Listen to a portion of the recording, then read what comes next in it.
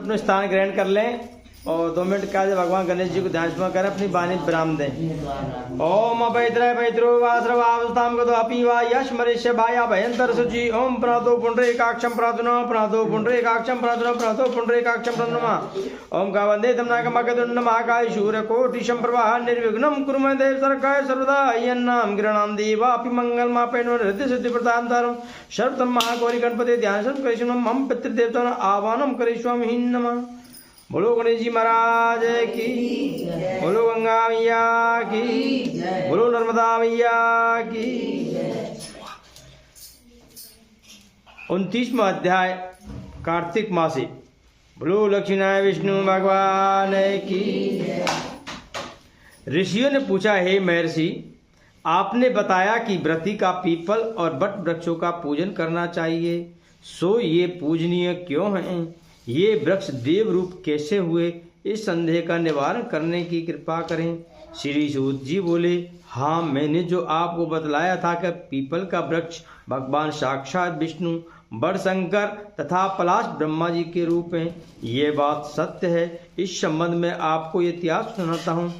एक समय किसी उत्तम वन में भ्रमण करते हुए शिव पार्वती हास विलास कर रहे थे कि वहां अग्नि आदि देवता मनोविनोद के लिए ब्राह्मण का रूप धर के पहुंच गए और तरह तरह के विघ्न करने लगे। पार्वती ने विषय सुख में विघ्न करने वाले देवताओं से कहा, कृमि और कीट आदि भी विषय सुख का ज्ञान रखते हैं, उसका महत्व समझते तथा उसकी मर्यादाओं का उल्लंघन नहीं करते। तुमने जो इस कार्य में विघ्न किया है, सो हे देवताओं, तुम सभी जड़ वृक्ष हो जाओ। सूत जी बोले, पार्वती जी के द्वारा दिए गए इस श्राप के वश में ही समस्त देवताओं को श्राप दिया गया था। विष्णु, भगवान शंकर, ब्रह्मा क्रमश तीनों पीपल, बट और पलाश रूप में वृक्ष हो गए। हे मुनीश्वर, आपने कहा है कि पीपल के वृक्ष का स्पर्श केवल शनिवार के दिन करना चाहिए, शेष दिनों में क्यों नहीं? हमें इस विषय में शंका है, कृपया हमें इस विषय में भी जानकारी दें, ऐसा क्यों है? श्री सूत जी बोले, आपकी इस शंका के निवारण के लिए मुझे समुद्र मंथन वाली घटना याद दिलानी होगी। समुद्र मंथन में देवताओं को रत्न मिले, उसमें कौस्तुभ मणि और लक्ष्मी विष्णु जी को प्राप्त हुए। जब विष्णु जी ने लक्ष्मी जी को अपनी भार्या बनाने की बात स्वीकार की तो लक्ष्मी बोली, हे देव, मुझसे बड़ी बहन जब कुंवारी है तो मुझ छोटी का विवाह आप पहले कैसे हो जाएगा? सनातन धर्म के अनुसार बड़ी बहन का विवाह होने के बाद ही छोटू का विवाह होना चाहिए। ये सुनकर विष्णु भगवान ने उदालक नामक तपस्वी के साथ अनुग्रह करके लक्ष्मी की बहन अलक्ष्मी का विवाह करा दिया। बड़ी बहन अलक्ष्मी का मुख स्थूल था, बड़े बड़े दांत, लाल लाल नेत्र, शरीर जीर्ण एवं कृष्ण था। धर्मज्ञ मुनि उदालक ने भगवान विष्णु की आज्ञा से उसको अंगीकार कर लिया और अपने आश्रम ले आए। वहां पर होम का सुगंधित धुआं उठ रहा था, वेद ध्वनि हो रही थी, सुख शांति का साम्राज्य था। ऐसे स्थान को देखकर दुखी होती हुई अलक्ष्मी बोली, हे ब्राह्मण, यह स्थान मेरे निवास योग्य नहीं है, मुझे आप किसी और जगह ले चलो। उदालक बोला, हे कांते, यह क्या बात हुई, तुम यहाँ क्यों नहीं रहेंगी? अलक्ष्मी कहने लगी, स्वामी, जहाँ वेद ध्वनि होती हो, होम होता हो, भगवत वचन होता हो, अभ्यागतों का सत्कार होता हो, यज्ञ दान आदि शुभ कार्य जहाँ होए, स्त्री पुरुष प्रेम पूर्वक रहते हों, देव पितृजनों का शैवध पूजन होता हो, मैं वहाँ कैसे रह सकती हूँ?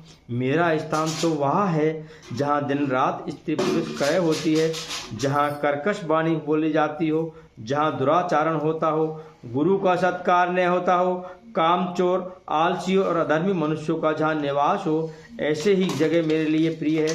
मैं मदिरापान और गोवंश का वध करने वाले पापी हत्यारों को उत्तम मानकर उनके निवास को ही अपना योग मानती हूँ। आप मुझ पर कृपा करें और मुझे अत्यंत ले चलें। उदालक ऋषि को सोचकर बोले, हे कांते, जब तक मैं तुम्हारी योग स्थान की खोज करूं, तुम इस पीपल के वृक्ष के नीचे रहो। श्री सूत जी बोले, इस प्रकार उस पीपल के वृक्ष के नीचे अलक्ष्मी को बिठाकर उदालक ऋषि उनके उपयुक्त स्थान खोजने चले गए।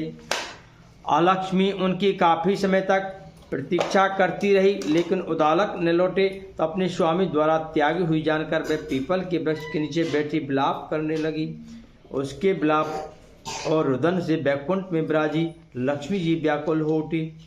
उसने विष्णु से निवेदन किया, हे दयालु, आप यदि मैं प्यारी हूँ, आप मेरी बड़ी बहन को जो पति द्वारा त्यागी जाने से दुखी है उसको जाकर साम्राज्य दें और धीरज दें, उसे समझाएं। तब भगवान विष्णु लक्ष्मी जी के साथ वहाँ पहुँचकर उसे धीरज देते हुए बोले, हे अलक्ष्मी, तू चिंता क्यों करती है? तू इस पीपल को ही अपना आश्रय दान जान, यहीं पर रह। यह मेरे अंश से उत्पन्न है, मेरा ही रूप है और मैंने तुझे यहाँ स्थान दिया। प्रतिवर्ष कार्तिक पूर्णिमा को यहाँ तेरा पूजन होगा। जो व्यक्ति तुम्हारा पूजन पीपल के नीचे आज के दिन करेंगे, उनके घर में तेरी छोटी बहन अचल होकर रहेगी, जिससे तेरा अपकीर्ति नहीं होगी। अब स्त्रियों द्वारा आज के दिन धूप दीप से तुम भी पूजित होंगी। जो प्रति शनिवार के दिन पीपल का सूत लपेटकर तुम्हारा पूजन करेंगे, उनके मनोरथ सिद्ध होंगे। हाँ, रविवार के दिन जो तुम्हारा स्पर्श करेगा वह दरिद्रता को प्राप्त होगा। ऐसा कहकर के विष्णु भगवान लक्ष्मी सहित चले गए। अलक्ष्मी वहाँ रहने लगी। सूत जी बोले, मैंने भगवान श्री कृष्ण, सत्यभामा तथा नारद जी और पृथु के मध्य संवाद को आप लोगों को सुनाया है। समस्त ऋषिगण अपनी जिज्ञासा को शांत करके आनंदित होते। वे सब वहाँ से बद्रिकाश्रम दर्शन चले गए। इस पवित्र ज्ञान से परिपूर्ण कथा को जो भी मनुष्य पढ़े सुनावे, पापों से दूर रख अपने जीवन को सुख में बनावे। इति श्री 30वां अध्याय क्रम। बोलो लक्ष्मीनारायण विष्णु भगवान, बोलो गंगा मैया की, बोलो नर्मदा मैया की, बोलो स्थान देवता की।